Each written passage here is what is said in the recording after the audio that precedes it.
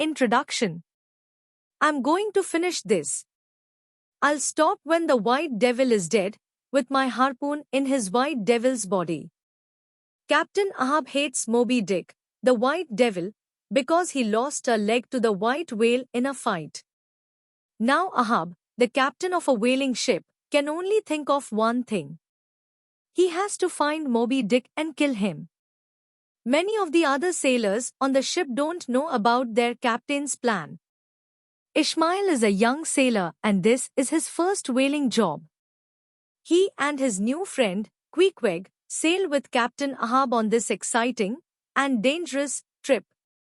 Also on the ship are Starbuck, Stubb, and other whalers from different countries. Will they find Moby Dick? What will happen next? Herman Melville was born in 1819 in New York City.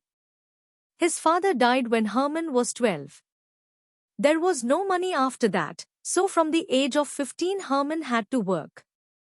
Eiley had many jobs. He worked in a bank and he was a school teacher. Then he began working on ships. He left New York in 1841 on his first whaling ship, the Acushnet. Herman loved the ocean, but whaling was a very hard life.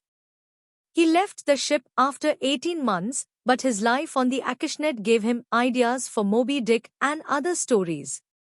He sailed back to the United States in 1844 and wrote books about his exciting life on the ocean. People loved them and they sold well. In 1847 he married and bought a farm. He began to write Moby Dick in 1850, but people didn't like it as much as his earlier books. Herman Melville moved back to New York in 1863 and died there in 1891.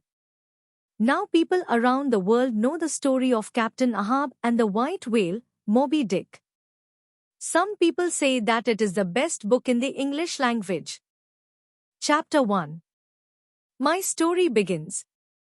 He is out there, in the ocean. But he is here too, in my dreams, always in my dreams. He will never leave me. He is whiter than the first beautiful snow in winter, whiter than the stars in the sky on a warm summer's night. But he brings only death. He is Moby Dick, the white whale. My name is Ishmael and this is my story. I'm a sailor and I work on different ships. I love my life on the ocean. It's sometimes dangerous but never boring. I feel sad when I'm not on a ship. One November day I thought, I want to work on a whaling ship. Why did I want to be a whaler? I can't tell you. The life of a whaler is very dangerous. The men are away from their homes and families for years. Many never come back. Their wives wait at home. They stand and look at the ocean with sad eyes. But I wanted to visit exciting new places and I wanted to see the whales. The first American whalers sailed from the town of Nantucket, so I went there too. I arrived on a cold, dark night and looked for a room. I was tired, so I went into the first place. The men inside drank and talked loudly. A large man with a red face stood behind the bar. Do you have a room for tonight? I asked him. Our rooms are full, he said. The men are here for the whaling ships. I'll have to put you in a room with Queequeg. Then he smiled and looked around at the other men. Who's Queequeg? Where is he? I asked. Oh, he's a whaler. He's out now, but he'll be back later, said the man. Then he smiled again, and the other men laughed loudly. I didn't understand, but I was very tired. So I went to the room and got into bed. I fell asleep very quickly. A noise outside the door woke me up. I opened my eyes but I didn't speak. The door opened and a man came in. It was dark, so I couldn't see him well. Then he lit a fire in the fireplace. When I saw him in the light of the fire, I sat up. He was a huge man and very ugly. He had black lines over his face and body, and almost no hair on his head. He wore a strange skirt and no other clothes. The huge man suddenly jumped onto my bed. "Help!" I shouted. "Help!"